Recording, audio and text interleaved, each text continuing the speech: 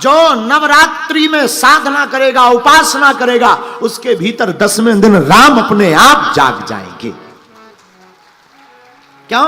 जब हिमवान के घर पर अंबा प्रकट हो सकती हैं, तो तुम भी 9 दिन अपने मन को पवित्र करो। पहला दिन किसका है? प्रथमम शैलपुत्री चा, मां शैलपुत्री का पहला दिन है। अब पहले दिन शैलपुत्री माता की जो साधना करता है, वो जो कामना करता है उसे प्राप्त होती है। दूसरे दिन किसकी पूजा? दूसरे दिन मां ब्रह्मचारिणी की पूजा। ब्रह्मचारिणी की पूजा करने वाले साधक को शांति मिलती है। तीसरे दिन किसकी पूजा होती है? आज तीसरा दिन था। आज के दिन मां चंद्र घंटा की पूजा होती है। जो भी चंद्र घंटा की पूजा करता है, मां के मस्तक पर चंद्रमा है। चंद्रमा मन का देवता है, मन की स्थिरता होती है। चौथे दिन किसकी पूजा होती है? चौथे दिन होती है कूष्मांडा माता की पूजा। कूष्मांडा माता की पूजा करने से क्या होता? जो भी साधक मां कूष्मांडा की पूजा करता है, भैया उसकी आयु बढ़ जाती है, आयु में वृद्धि होती है, दीर्घायु, बड़ा दीर्घायु होता। पंचम दिवस किसकी पूजा? पंचम दिवस होती मां स्कंद माता की पूजा। स्कंद माता की पूजा करने से क्या होता? स्कंद माता की पूजा करने से मोक्ष की प्राप्ति होती है। मोक्ष का मतलब मर नहीं जाएगा आदमी। एक आदमी से हमने कहा, कहो भैया मोक्ष पाने का उपाय करो। बोले महाराज अभी हमें विवाह भी करना, बहुत जिंदा रहना है। अरे हमने कहा ठटरी के बरे, मोक्ष का मतलब मरना नहीं है। सुखम चा दुखम चा भवा भवौ चा लाभा लाभौ जया जयौ। मोक्ष का मतलब है सुख में और दुख में जो सम रहे। सुख में जिसे प्रसन्नता ना हो, दुख में जिसको कष्ट ना हो। सुख आवे तो भगवान को धन्यवाद देकर के कहें प्रभु आपको समर्पित, और दुख आवे तो मन में सोचे ये हमारे पाप कम हो रहे हैं। ऐसी जिंदगी को ही मोक्ष कहा जाता है। तो पंचम दिवस जो भी स्कंद माता की पूजा करता वो मोक्ष पाता। छठवें दिन किसकी पूजा होती? छठवें दिन होती मां कात्यायनी की पूजा। किसकी पूजा? मां कात्यायनी की पूजा। कात्यायनी माता की पूजा करने वालों को 2 प्रकार से लाभ मिलता, धर्म अर्थ काम मोक्ष, ये चारों पुरुषार्थ मिलते। लेकिन कात्यायनी माता की पूजा करने वाले साधक को एक और लाभ मिलता, जिसका विवाह ना हो रहा हो। शादी में वैसे तो ठीक है, जिनकी शादी हो गई उनसे हाल चाल पूछ करके शादी की अर्जी लगानी चाहिए, लेकिन फिर भी मन में इच्छा है। शादी के लड्डू बड़े खतरनाक होते हैं। जिन्होंने खा ले वो भी पछता रहे, जिन्होंने नहीं खाए वो भी पछता रहे, रो दोनों रहे हैं। लेकिन फिर भी मन में श्रद्धा है, मंगल काज में बड़ी रुकावट है। तो जो भी छठवें दिन माता कात्यायनी की साधक पूजा करता है, उसके रुके हुए मंगल काज की माता कात्यायनी पूर्ति कर देती हैं। अच्छा, 7वां दिन किसका है? 7वें दिन मां कालरात्रि की पूजा होती है। कालरात्रि की पूजा करने से क्या होता? जो भी साधक मां कालरात्रि की पूजा करता, उसके घर पर कैसी भी बाधा हो, भूत प्रीत की बाधा हो, कुछ भी घर में नहीं टिक पाती है। ये कालरात्रि माता की पूजा करने का लाभ है। अच्छा, 8वें दिन किसकी पूजा होती? अष्टम दिवस महागौरी की पूजा होती है। महागौरी की पूजा करने से क्या होते? 2 लाभ। एक तो धन का लाभ होता, दूसरा रूप का लाभ होता। आकर्षण जिसे प्राप्त करना हो वो महागौरी की पूजा करें। और 9वें दिवस किसकी पूजा होती? 9वें दिन माता सिद्धदात्री की पूजा होती। सिद्धदात्री की पूजा करने वाले साधक को क्या मिलता? सिद्धदात्री की पूजा करने वाले साधक को रिद्धियां और सिद्धियां प्राप्त हो जाती हैं। इस प्रकार जो 9 दिन अलग अलग देवी की उपासना करता है, उसे अलग अलग फल प्राप्त होते हैं। और हम तो एक ही बात कहेंगे, मां से कुछ मत मांगो, मां से तो केवल मां को मांगो। अगर माता रानी तुम्हारी हो जाएंगी तो क्या तुम्हें कुछ मांगने की जरूरत पड़ेगी? बोलो, जवाब दो। बैंक अपने बाप का हो जाए, फिर एटीएम का क्या करना? भाई बैंक अपने बाप का हो जाए, एटीएम का क्या करना? बना रहे एटीएम, जब बैंक ही अपने बाप का है। बोलो सीताराम, जोर से बोलो।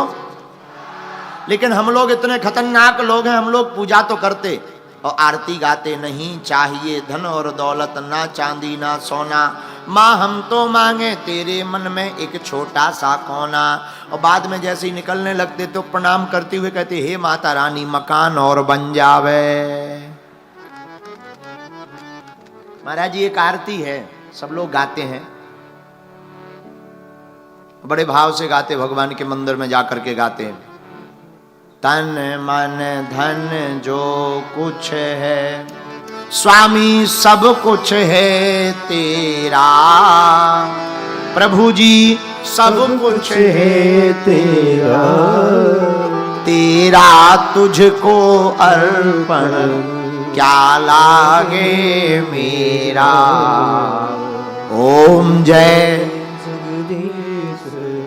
लेकिन जैसे ही घर मंदिर से बाहर निकलते फिर कहते, गाड़ी कहाँ गई है मेरी, चप्पल हिरा गई है मेरी। बताओ, मंदिर में कह रहे थे स्वामी सब कुछ है क्या लागे। बताओ, मंदिर में कह रहे थे सब कुछ तेरा, फिर बाहर निकलते ही 1.5 मिनट में बदल जाते, गाड़ी कहाँ गई मेरी। है हद हो गई। और पहले के जमाने में ये आरती जिन्होंने लिखी होगी बड़ी सोच समझ कर लिखी होगी। अब आज के जमाने में तो एक संत जी हमें आरती सुना रहे थे, लोग गाते हैं तन मन धन जो कुछ है स्वामी सब कुछ है तेरा। लेकिन आज के लोग तो क्या कहते, तन मन धन जो कुछ है प्रभु सब कुछ है मेरा, पड़ोसी का भी है मेरा, मेरा मुझको दे दो क्या लागे तेरा। ओम जय जगदीश। कुछ लोग ऐसे भी साधक, खैर ऐसे आप लोग नहीं हो। अभी हमको 1.5 घंटा रुकना भी है ना। ये तो हम वेस्ट इंडीज की बात बता रहे हैं, वेस्ट इंडीज के लोग ऐसे। लेकिन हम प्रार्थना करें, माई बाप, ये तो विनोद की बात थी। बात ये है जो हम तुम्हें बताना चाह रहे हैं, मां के मंदिर में जाकर मां से कुछ मत मांगो, मां से मां को मांग लो। माता रानी के पास जाकर मां को ही मांग लो। और हमने आज की कथा में एक नई बात सीखी, मां प्रकट कब होगी? पार्वती माता जगदम्बा हिमवान के घर पर प्रकट कब हुई? जब हिमवान के घर में मैना है, जिसके घर में मैना नहीं है, जिसके मैं नहीं है, जिसकी जिंदगी में अहम नहीं है, उसके घर पर ही जगदम्बा प्रकट होती है। उसके हृदय में ही जगदम्बा प्रकट होती है। इसलिए माई बाप 100 की सीधी बात है, मां के पास जाओ, श्रद्धालु बन करके नहीं, मां का बेटा बन करके जाओ, बालक बन करके जाओ। ज्ञानी बन करके जाओगे फेल हो जाओगे, पंडित बनकर जाओगे फेल हो जाओगे, आचार्य बन करके जाओगे फेल हो जाओगे, आप बुद्धिमान बन करके जाओगे फेल हो जाओगे, धनवान बन करके जाओगे फेल हो जाओगे, आप ज्ञानवान बन करके जाओगे, माई बाप फेल हो जाओगे। मां के दरबार में बेटा बनकर जाओगे, हर मैटर में पास हो जाओगे। बालक बन करके जाओ, जैसे अबोध बालक, नन्हा सा बालक, कुछ नहीं जानता। राजस्थान में एक जगह एक महात्मा गए एक व्यक्ति के घर पर, सीधा साधा आदमी। उसने कहा, महाराज आप हमारे घर पर आओ, हमारी माता जी आपके दर्शन करना चाहती। वो गया, महात्मा गए, सीधे साधे महात्मा भी। तो महात्मा उस सीधे साधे सज्जन के घर पर पहुंचे तो उस बालक की माता जी दौड़ी दौड़ी आई और तुरंत प्रणाम करके बोली, महाराज आपके खुर लागू। टूटी फूटी मारवाड़ी में कहा, महाराज थारे खुर लागू। तो महात्मा जी बड़े नाराज हो गए। अरे माता जी, खुर नहीं होते, चरण होते हैं। खुर तो बछियों के होते हैं, गायों के होते हैं। हम तो महात्मा हैं, हमारे खुर नहीं चरण, ऐसे नहीं बोला जाता। अगर महात्माओं से तुम खुर बोलोगी नरक जाओगी, नरक। अब भोली भाली माता जी को देखना, तो हाथ जोड़ के भोली भाली माता जी बोली, महाराज हमारे भाग्य में कहां नरक लिखा है, ये तो आप जैसे महापुरुषों को ही प्राप्त होता है। बताओ है? बताओ। महात्मा बहुत हंस गए, इस सीधेपन पर महात्मा हंस गए। जिस प्रकार भोली भाली बातों पर महात्मा अट्टहास करके हंस गए, आप लोग हंस गए। उसी प्रकार जब माता रानी के दरबार में बालक अबोध बनकर के जाता है, बेटा बनकर के भक्त जाता है, तो माता रानी भी अट्टहास करके हंस करके बालक को गोद में बैठा लेती हैं। मेरे पागलों, मां के पास आकर अबोध बन जाओ, बालक बन जाओ, मां के प्रति डूब जाओ। कभी विचार करना, हमारी मां जिसने जन्म दिया उसने कितना उपकार नहीं किया। खुद गीले में सोई तो मैं सूखे में सुलाया, खुद भूखी रही तो मैं भोजन कराया। बेटा और बेटी कितनी भी गाली बक दे, रात के समय मां भोजन लेकर आ जाती, खा लो बेटा। हजारों किलोमीटर दूर रहे बेटा, पर मां फोन पर पूछती रहती, बेटा ठीक हो, स्वास्थ्य ठीक है, ध्यान रखना अपना। जिस प्रकार संसार की मां अपने बालक को संकट में देख करके पूरे परमात्मा को याद कर लेती है, हे भगवान बचा लो हमारे बालक को, हे शंकर जी, हे ब्रह्मा जी, हम ऐसा करेंगे वैसा करेंगे। माई बाप जिस प्रकार संसार की मां तुम्हारे लिए हमें हमेशा प्रार्थना करती है, हमेशा तुम्हारी रक्षा के लिए प्रभु से स्तुति करती है, तुम अम्बा के दरबार में बैठे कभी तुम इनके बेटा बनकर देखना, कोई अलाय बलाय अगल बगल नहीं फटकेगी तुम्हारी। ये तो पराम्बा है,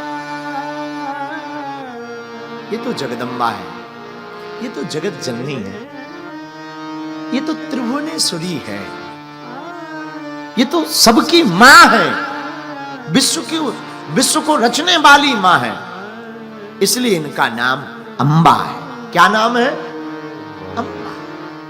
नाम उमा अंबिका भवानी, सुंदर सहज सुशील सयानी। श्री राम जय राम जय जय राम, श्री राम जय राम जय जय राम, श्री राम जय राम जय जय राम, श्री राम जय राम जय जय राम, श्री राम जय राम जय जय राम, श्री राम जय राम जय जय राम, श्री राम जय राम जय जय राम, श्री राम जय राम जय जय राम।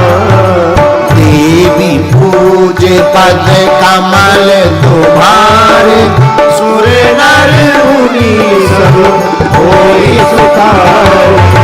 देवी पूजे पद कमल तुम्हारे, सुर नर मुनि सब होई सुखारे। नाम उमा अंबिका भवानी। नाम उमा अंबिका, ये भगवती के नाम जो इस तीर्थ में माँ का हृदय गिरा है, नाम अम्बा पड़ा है, ऐसे ही साधारणतया नहीं पड़ा है। अम्बा का मतलब जो जगत की माँ है, जिसने जगत को बनाया है, उन्हीं का नाम अम्बा है। और गुजरात के लोग बड़े भाग्यशाली हैं कि हम आप सबको ऐसी भगवती के पावन तीर्थ में बैठने का, दर्शन करने का मौका मिला। हम भी भाग्यशाली हैं कि हमें अम्बा माँ का दर्शन मिला। आज गब्बर पर ज्योति का दर्शन हुआ और हमको गुजरात के आप सब पागलों को कथा सुनाने का सौभाग्य मिला।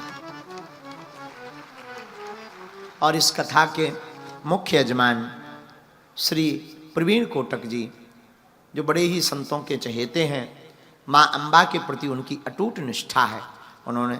और आज हम जब गब्बर पर गए तो हमें पंडित जी बता रहे थे, महाराज जी यहाँ पर एक से एक महापुरुष आए, लेकिन वो सभी महापुरुष प्रवीण कोटक जी के ही प्रार्थना करने पर आए हैं।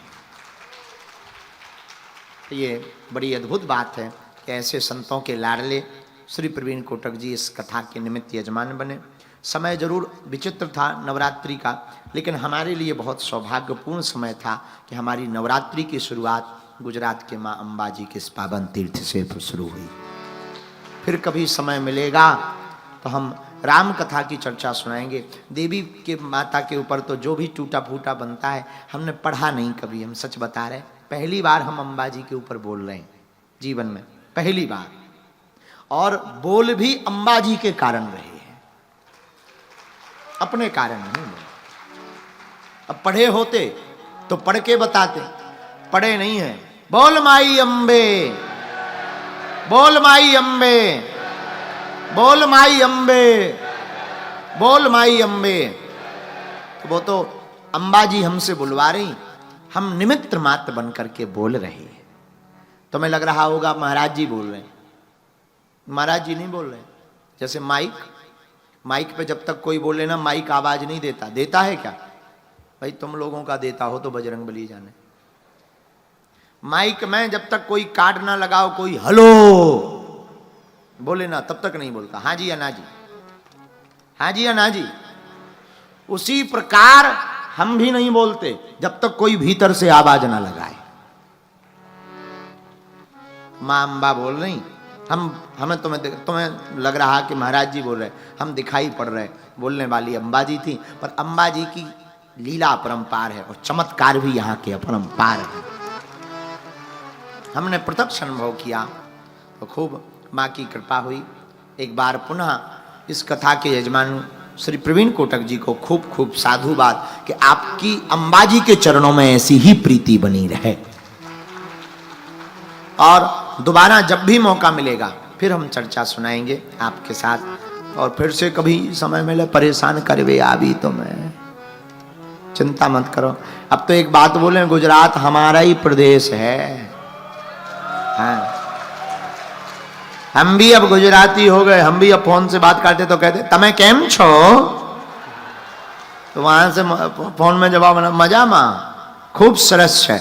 अब तो हम बहुत गुजराती भी से बद्धानु बैसी जाओ, बद्धा बैसी जाओ, पति गयो।